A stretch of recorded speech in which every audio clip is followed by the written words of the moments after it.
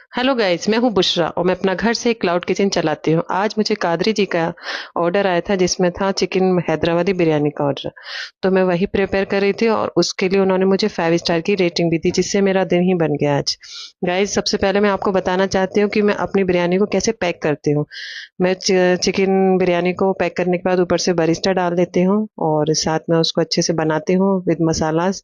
और ये हैदराबादी बिरयानी थी, इसके साथ मैं देती हूँ दही का रायता, जो कि होता है हरी मिर्ची धनिया पुदीने के साथ में बनाते हैं। और मैं आपको बताऊंगी कि मैं बिरयानी के साथ क्या क्या पैक और भी करती हूँ।